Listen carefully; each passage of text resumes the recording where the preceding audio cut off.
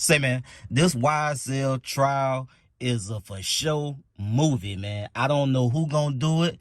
Lifetime, Netflix, TV One, HBO, somebody gonna do a YSL Rico trial movie, cause this is for sure a movie, man. Yesterday, man, the trial went completely off the rails after Slime Light Shorty got on the stand, man. So much so that Judge Paige Whitaker had to put everybody out the courtroom to think about and consider a mistrial again. But this time is different, man, because it's just been compounding how the prosecution team continue to do sloppy work, man, and try to sneak things in unlawfully, bro, and pretty much pierce the credibility of the whole case, man.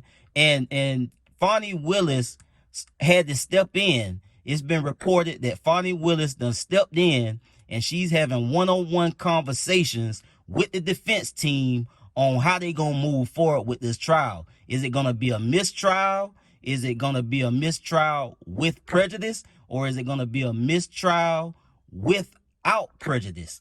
So let's get to the content.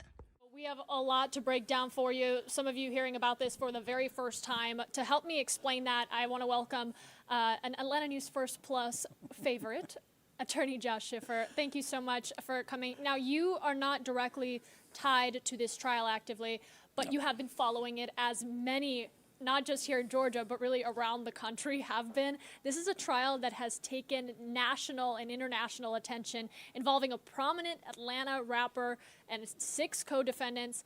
And now we're here with a very frustrated judge and a lot of questions on whether we're going to see this trial continue. Explain to me exactly what happened yesterday. This is the best popcorn trial that has ever happened. The longest criminal trial in Georgia history.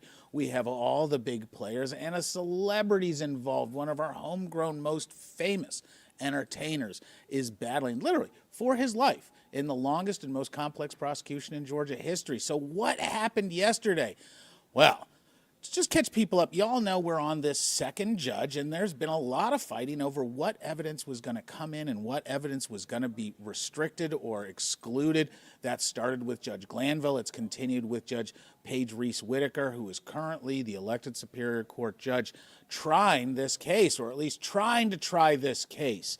One of her outtakes yesterday involved her commenting on how she's trying to save this case from being wasted 12 or 18 months because of sloppiness, and that's because of the testimony that we are hearing. Previously, we have had multiple instances where witnesses, almost exclusively state witnesses, have testified to information that they should have been told by the DA's office they were not supposed to get into. That's part of basic witness preparation. There are going to be issues that are excluded by the judge or prevented by the rules of criminal litigation from being introduced in front of a jury, with the remedy being, if those rules are broken, that something has to happen with the case, including dismissals. When there is an issue like we saw yesterday of a witness testifying to something that shouldn't be out in the wild, the judge kicks everybody out of the court and talks with the lawyers, and they figure out what they're going to do next. Yesterday, we saw an extensive interchange between Judge Paige Whitaker, the state, and the defense over this unexpected, unsolicited slip-up by a state witness, but it still had the effect of wrongfully providing information of bad character in an incorrect and unconstitutional and wrongful manner to the jury. The defense immediately moved for mistrials, and during that discussion, it became very clear Judge Paige Whitaker would not grant at that moment a mistrial with prejudice, and with prejudice means that the state can't come back and retry the case. It's dismissed. The state doesn't get another bite at the apple.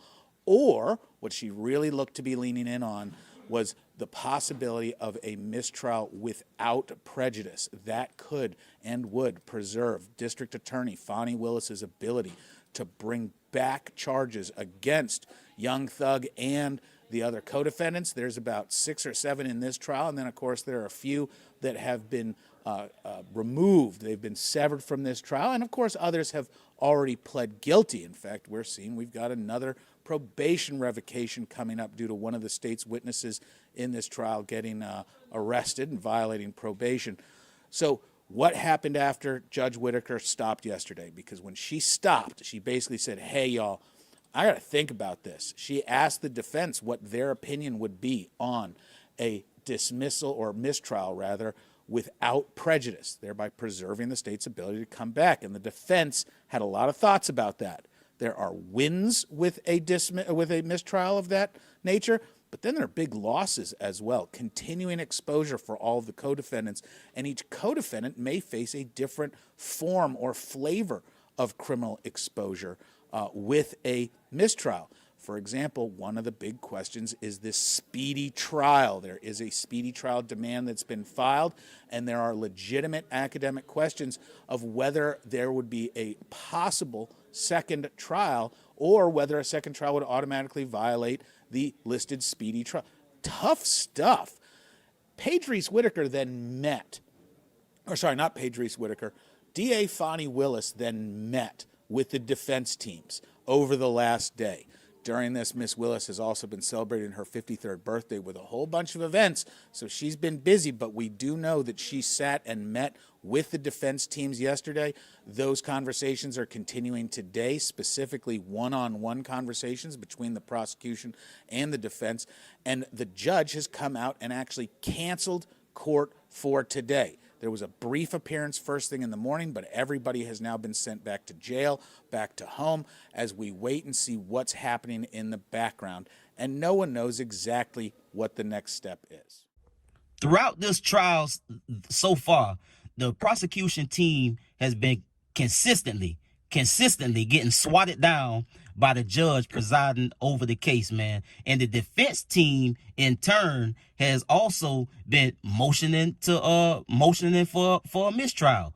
Every single time the prosecution team get reprimanded by the judge, the defense team follow up with a motion for mistrial. It's just been going on consistently over and over and over again. Now, the prosecution team hadn't been the only ones that's been getting reprimanded by the judge or getting things swatted down, because they too been kind of doing a little sloppy work here and there, but not as much as the prosecution team. And this is their case.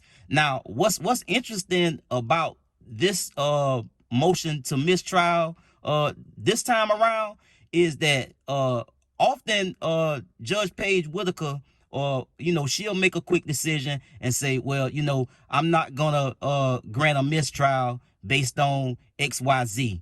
Well, yesterday after Slime Light Shorty got up there and said what he said, and he wasn't supposed to read from the physical copy of the evidence that they were showing to the judge.